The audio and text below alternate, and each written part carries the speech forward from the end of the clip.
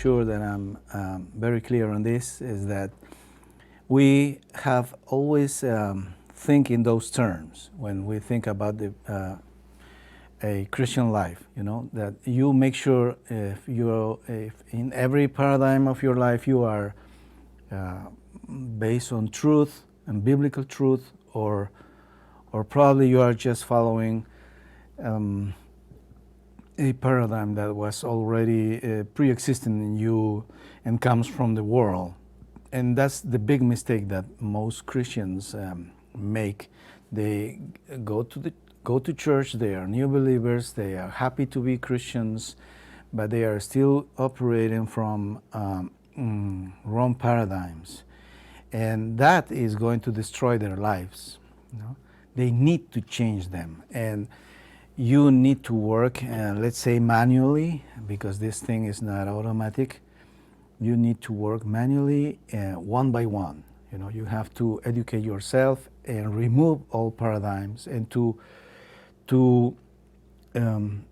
I'm not going to say just learn, but you are going to integrate in your life.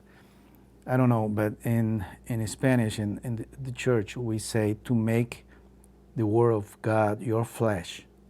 I don't know if there is something like that. Yeah, to incarnate God's Word. We probably grasp a little bit what it means. I mean, to be able to live God's Word naturally, right? But it happens only if you do this. It's not if you just learn by heart some verses or you just behave well. It won't work that way. Well, then there are many. There are there are a group of principles, but I found out that there are many more. You know, many more that you can see in the Bible, and you can use them as a principle.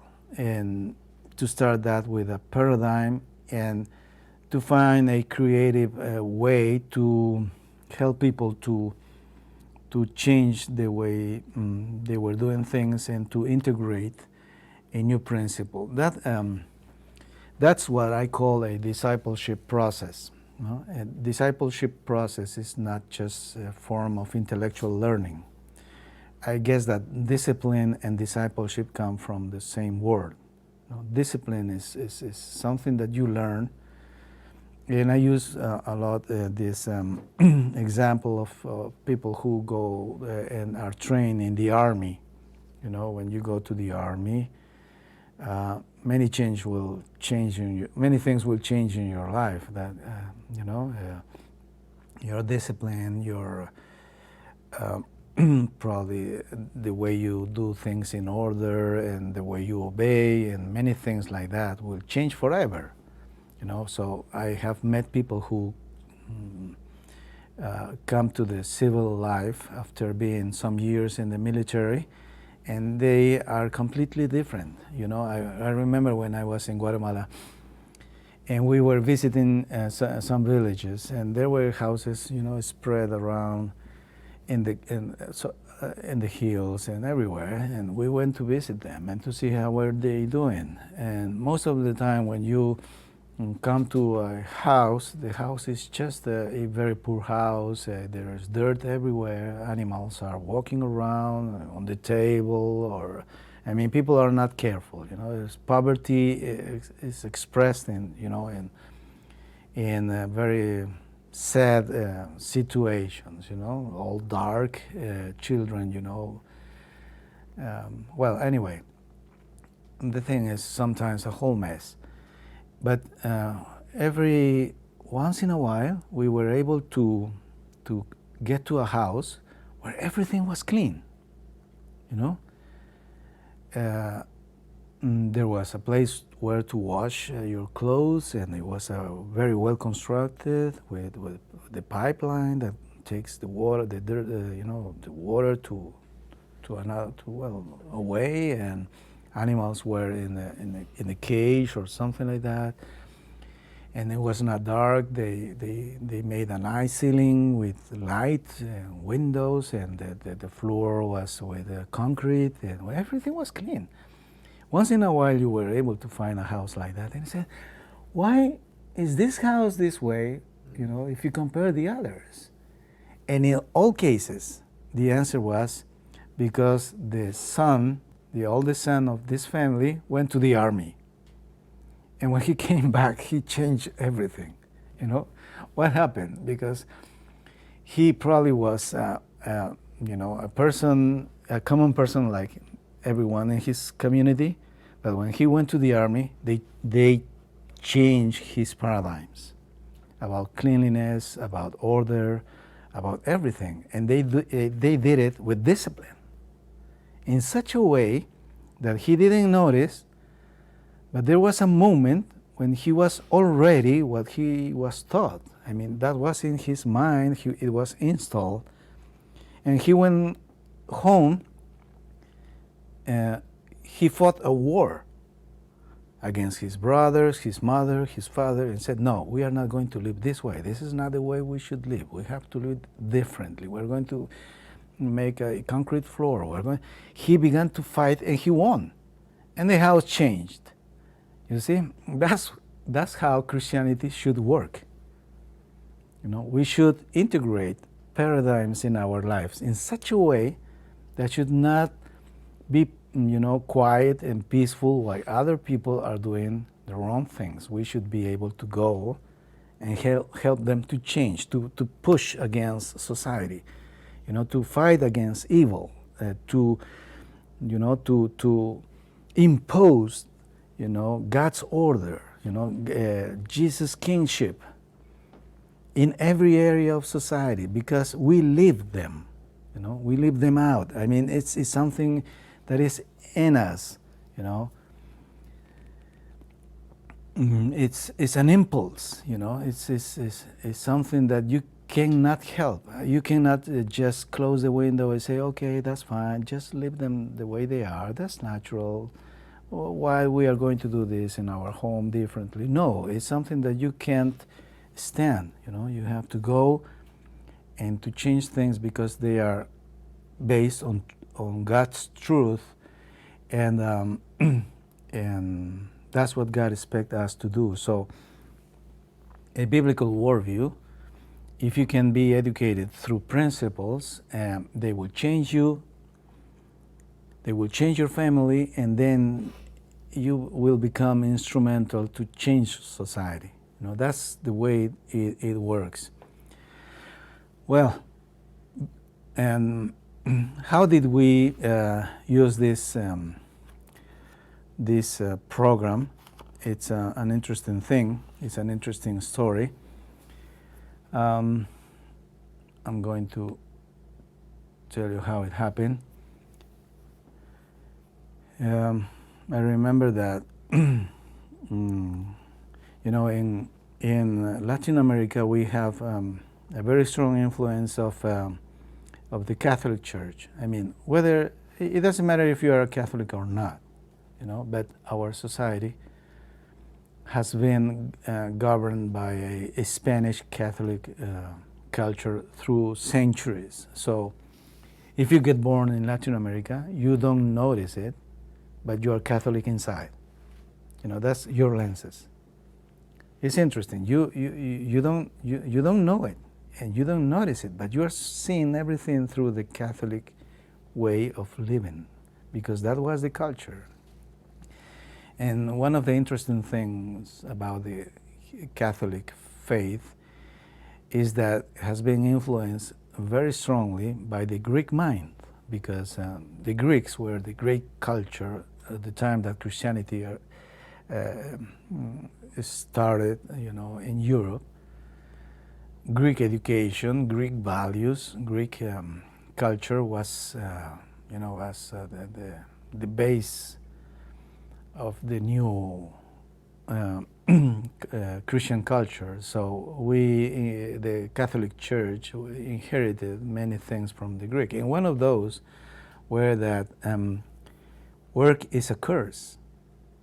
Greeks didn't like work much. I mean, that's why they had slaves. They fought many wars to have slaves in order that slaves could do manual work. So manual work was was something not, let's say, I mean, there was no dignity in manual work, you know. Greeks were more dedicated to education, philosophy, and a life of contemplation, but so who did manual work was the slaves. Well, that transcended the Catholic Church as a culture. So I remember when I was at school that there was a teacher. He was very much involved in because I went to a Catholic school, and he taught us that God created a paradise, and man was living in the paradise. And you know why it was a paradise? Because man didn't need to work, and everything was fine. I mean, we didn't ask many questions about it, you know, because it's, if you think about a life without working, it doesn't make sense, you know. But you don't make questions because it's fun, you know. It's nice. Maybe you are just like in a beach, you know, taking a sun bath, you know. That's great. That sounds fine to me. But a life without working doesn't make sense at all, you know. And what happened? It happened that man sinned, disobeyed God, and God told him, now you are going to eat, you know, with your, you know, by sweating. So you are going to work hard. And then work came up. And we all kids said, wow, man, what a pity. Why did he have to do that? That's not why we have to work now. That's our mentality. That's our lenses. So when we grow up, we are looking for a job, but not because we like to work, but we need an income. So there is a kind of tension between your need of income and how much you are going to do for your work, to contribution, you know. Because if you are let's say a businessman and you're hiring people, you expect them to work hard, because that's the way you and them are going to prosper. But if you are a Latin American worker, you find a job, you are happy, you told your wife that they are going to pay you money, but your mind is working in how to find ways for you to not work hard, you know. And it's interesting because this idea is subconscious, but has a great impact in Latin America. Why? Because if everybody thinks that way, you know, think about this. They make laws, because in every society they have laws. If you work here and you have problems with your employer, you will probably hire a lawyer who is specialized in laws related to work, you know. In Bolivia, we have that too, for instance, you know. And laws in Latin America are made in such a way, I mean, there is a philosophy behind every law that gives you the idea that your employer is a criminal and you are being abused by him. You know? Can you believe that? So most workers can afford not to work hard, to be late, to steal money or things, and not to be fired. You know? So is that going to produce wealth, or is going to produce poverty? Of course, poverty. You know, a country that has a huge population based on that mindset will always struggle with economic problems, always. And that happens constantly in Latin America, you know. So government that is formed by people that think that way, you know, I don't know how many holidays do you have here in the United States? Probably 2, 3 maybe, right?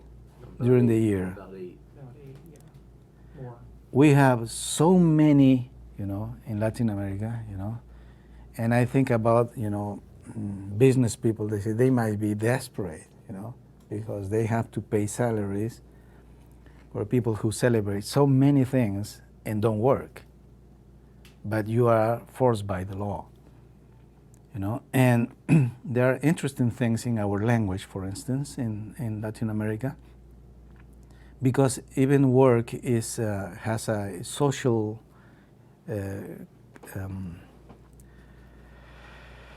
social is divided by social class. I remember when I was a kid, if you work, if you have those Thai works, work where you go to an office and you get paid, they say you get well, your income receives a name, okay? But if you work as outside as a low worker, you receive a salary. So salary is something and income is another thing, And I always wonder, why the difference when I was a kid? Why do you call this salary? And why do you call that an income? And they didn't know how to answer that question. Well, this is salary because he is a low worker. But why do you say he's low? Because that comes from the Greek mind, And it came to us through the Catholic Church. We're a Catholic society. So we classified work that way, It's indignity, working with your hands outside, and you are a more noble person if you work inside with a tie and in an office, So these type of things are very common in our world. So it creates a society that is not able to, to progress, to produce, to be able to industrialize, because you need hardworking people to. I was reading this book,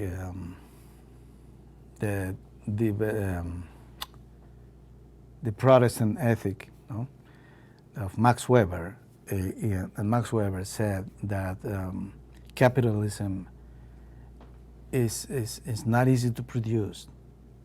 I mean, many people don't know how to define capitalism, but he says one of the characteristics of capitalism is that people who work for companies, like in a capitalist system, need to have a kind of religious devotion for the work.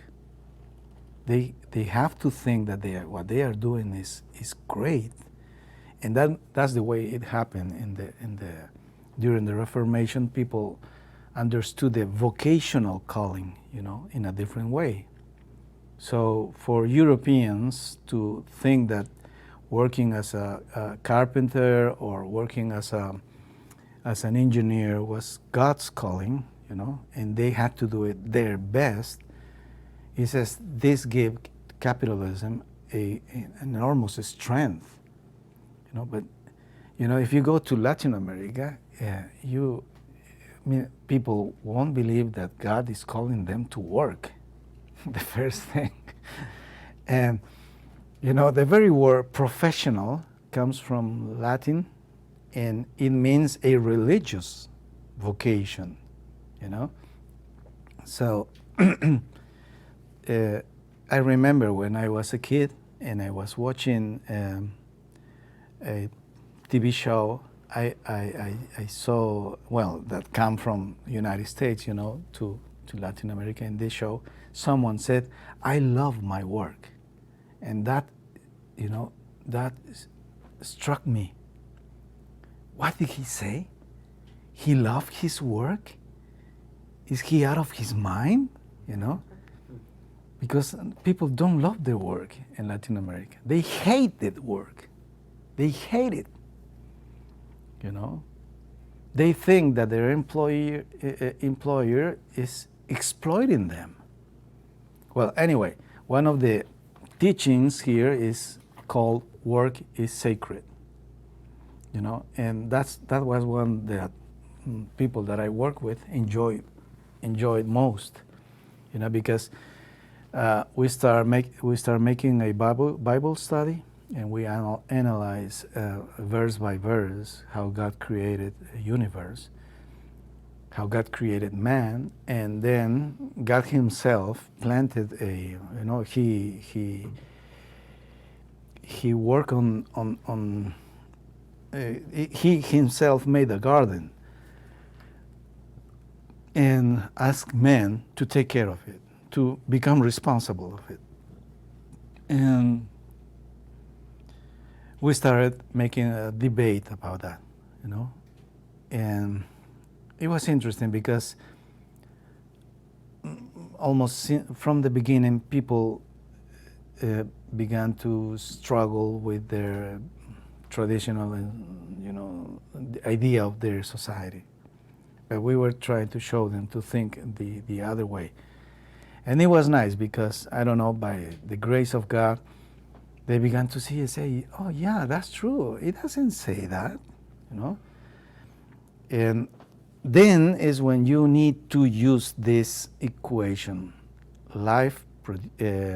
Truth produces life, and lies produces death. What happens if you make a mistake on that? And we began to talk to them and to reflect, because that was very important. What happens if we think this is true, or what happens if we think that work is a curse, or what happens if work is a blessing? And and the conversation became every time more and more interesting. And they, I don't know, they had an aha moment with this lesson. And I remember that one of the guys that worked with us came late, and it happens that he was very Catholic. And everybody was, coming to the agreement that, yes, work is a blessing. I never thought about that. Can you imagine? So can I work for God? Yes, God is asking you to go to work and do it for Himself. Your boss is not your boss. Your boss is Jesus. And they said, oh, wow, I never thought that way.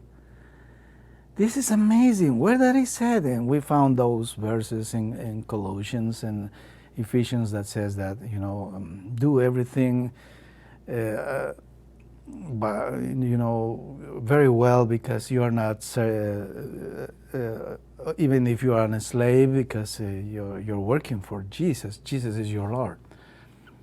And they were just shocked. And one of those guys that he's very Catholic. He just came into the room, and we saw him, and he just kind of what's going on. He didn't know what was happening. He sat down and he heard a little bit of the conversation, about work. And he, I don't know, he just said, brother, but that's nice, because we all know that work is a curse. And everybody laughed, everybody laughed. Because they were, some few minutes ago, they were in the same situation, and they had shifted their minds. All of a sudden, they saw someone that was having the same problem. I don't know, but that happened so, funnily, that we all just realized that we were in bondage. We had been thinking something that is not true. Then it was amazing how just next day, their attitudes change. It was probably not the best thing you could expect, but they became different, So you saw people doing things much more responsibly. We work with children.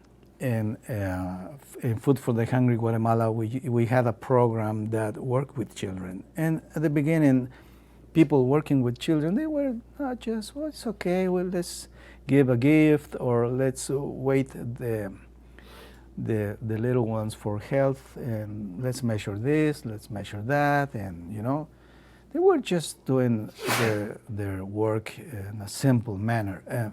But now it was amazing to see them. This girl is not going to school. His father is not sending her to school. So let's work with his father. All of a sudden, they saw a different meaning in what they were doing. And the Lord was gracious with them because, I don't know, it worked spiritually, but it worked naturally too. And they began to see a different world from their perspective, and they were interested in going back to school or university and get more educated in order to be more able to serve in a better way. So many things changed. I mean, you couldn't understand how the whole environment changed.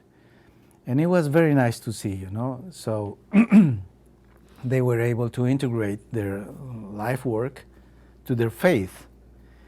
And this is what I like about principles, Sometimes you don't need to teach everything to a person.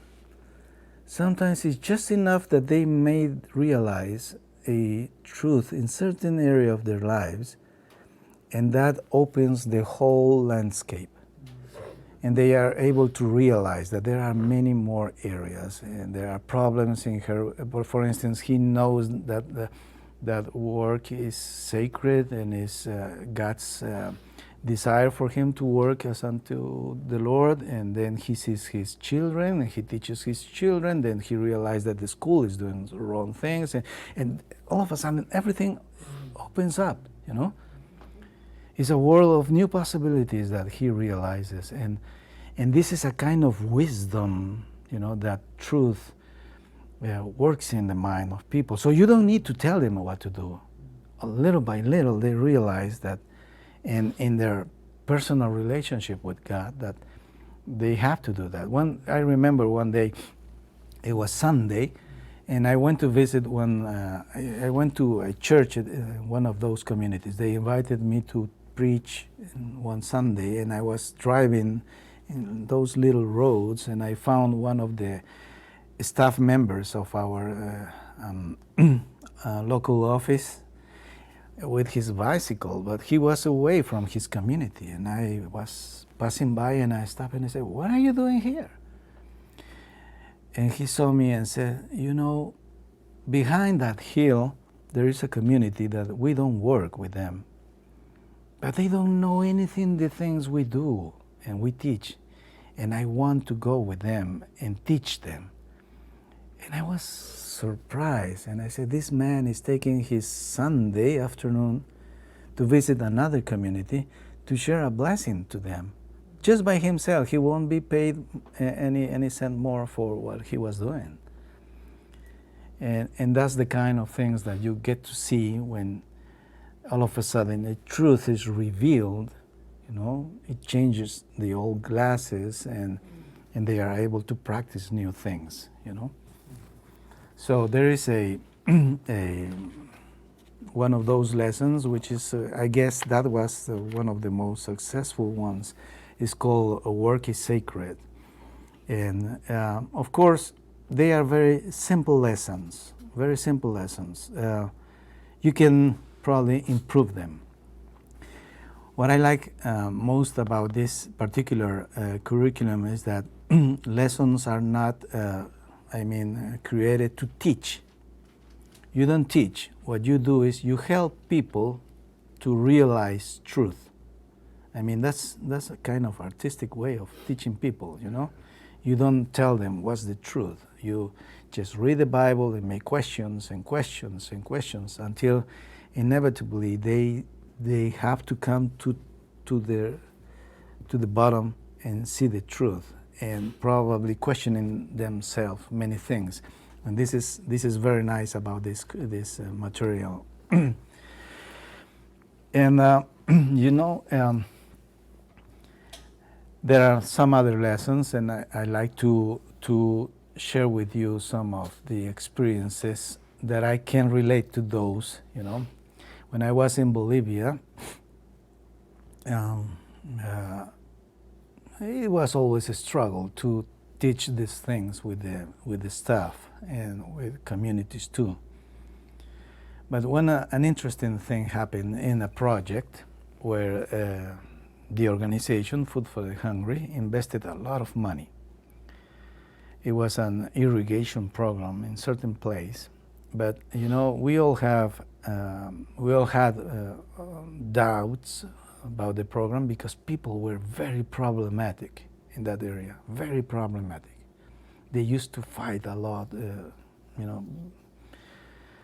between them, and there were many bad social things around, But anyway, we had invested a lot of money there, and we had to do something about that. But we didn't know exactly what was going to happen. But we had to take these truths to them, and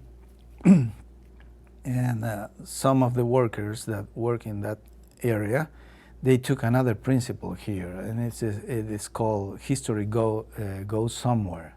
It's an interesting paradigm because if you go to a community where there is where you can find poverty, you will probably find a very fatalistic mentality, and it's based in the idea that time doesn't change. Time is the same. My old grandfather, he was a poor man in the countryside. What was my father? Was his son, another poor man in the community, and then I am here. And I'm a poor man too in the community. So nothing changes in history, Nothing goes in any direction, especially in progress, no? And these guys, they took this lesson, history goes somewhere, because what we teach is that time goes somewhere, history goes somewhere. You can make history. History is not something you study in books, Of course, there are great things that happened in the past, but now what your children are going to talk about is the things you did, so you are making history now. So they made a lesson with pictures and all that it was called, and because of this gender problem, it says men and women, can make history. And you know what? It was amazing because you can take this sometimes for granted, right? When you go to a community, you don't think about teaching something like that, Probably something that you use in your own life, but you don't. It's not the first thing you would do in a community. But this guy was teaching this lesson in a community, and just people, they were, very much surprised, and they began to ask, "What are you saying? Can we make history?" And he said, "Yeah, you can make history." What does it mean?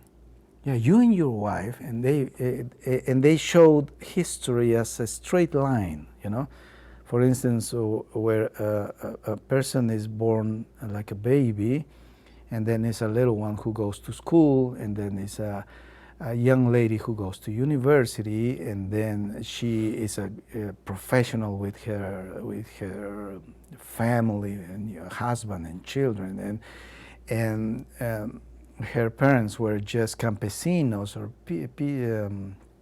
peasant people, and now they are, in a better situation. And he was explaining them how God creates things that are like seeds, But the great thing about seeds is not the seed itself, but the thing that has inside that has to be revealed, like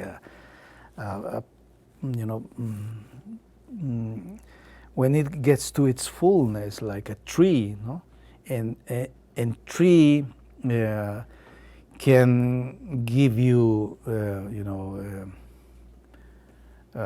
great things. Can give you money, can give you, furniture, many things, But it's important to work with the sea and to believe that there is a history. And they all of a sudden, they began to realize that, I never thought that was history. I thought history was when the Spanish came and we fought against them. No, no, no, that's past history, but the Bible teaches that we make history. And that was an amazing thing for them. And we never thought that they could get closer and say, so can we use all this project of irrigation that to make our children better people, you know? And if we work together, they can have a nice place to live here. And we were poor, and they won't be poor. And all of a sudden, they began to reason that way. We didn't tell them exactly that, but they came up with those ideas. And I haven't visited that project, but a friend who went there came to me and told me, you know, you talk about biblical worldview. Have you thought about what it produces? If you go to that community, you will be very much surprised. They don't fight against each other. They are making many things together. And if you ask them, they will tell you, we are making history. So to make history, probably, it may probably not to be in your world. It's a paradigm that is absent. And can you imagine that life can be a mess just because you don't have that paradigm in your life? But once it comes, it integrates your reasoning, everything changes. And all of a sudden, it seems to be logical. This is what we should do, you know? Because organizations like FH, they look for money, donors, receive money. In most organizations, they see poor people and say, oh, look, they are poor. What do they need? Oh, they need this construction. Oh, they need this truck. Or they need this. We always think about poverty in terms of things, material things that people need, and that's not true. You know, poverty is produced because of things people think. You know, it's not for things that people have or do not have in terms of physical property. So it's interesting that we sometimes bring money to the field, trying people to do things, you know, when the only thing they need is just an idea, you know. They only need you to reveal a truth, and once they get it, that's okay. We don't need anything else, you know. And it's, you know, sometimes it's beautiful to see that. It's quite, you know, satisfying to see how people can change just because you just were able to bring a little idea. And that's what I say, you know, in this case, for instance, history is going somewhere. It's a Christian value. It comes from the Bible, you know. In many cultures, history doesn't go anywhere. It's just fatalistic. It's a circle of poverty. And it's amazing how people can get trapped by that, you know. And today, if you see planning, you know, making strategic planning and all those things are part of our culture, you know, in our society progress because we use them. And it's a tool. And we don't give the value to it, you know, it's something so common. But it is not in other places. And it's not just a matter of teaching, but you have to change their mindset in that aspect. Okay, there are some other lessons. Another one is talking about history going somewhere. I'd like to share with you another nice story. It's about these communities in Guatemala where we were working with education. I don't know, we decided to devote our effort working in education. That was one of the things they needed to be helped. And our staff was, very much, surprised by all these teachings, and this idea of history is going somewhere. There are some cliches that we have inside, and one of those were God has a plan for every person, you know. It's a kind of mystery, but if you use a seed as an example, you know, it makes sense to people. And one of the our employees, they took this idea to these kids in the community, and he taught them, you know, that God had a plan for their community. And I don't know how he did it, but all of a sudden, you know, all the kids began to share this idea. So just like a seed, and a seed can become a nice and great tree, my community can do that too. So God has a plan for my community. I didn't realize that. And I have to work on that. So it was interesting because there was a fatalistic mindset in that community, because most teachers used to come to the village, and those teachers came from the city, because none of them see themselves as being able to become a teacher.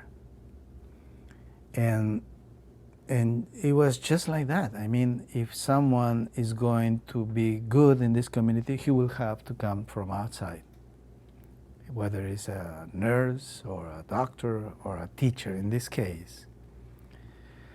So teaching them that God has a plan for them, and that that plan includes the idea of using them to take this community to the fullness God has planned for them. You know, made them feel that they were the. I mean, they have a task to do, and not necessarily we told them that they were making history, or that history is a line of progress. But the thing is that the whole group of kids decided to continue studying because they wanted to come back as teachers in their own communities. And you know, and it was a long time to do, but you know, it was when they got graduated from high school. You know, the whole community went to the city, and we rented a place, and we graduated the first generation of you know, of high school boys and girls. You know, and everybody in the community, they were watching something they never saw before, and you know, it was very much exciting. Everybody with their ties and things like that that people in the community never used. And then they made an interview in the ceremony, and all kids said, you know, I love God, and God has a plan for my community, and I'm going to go to the city. I will finish as a teacher, and I will go back to my community, and I will teach my own children. And almost every one of them said that.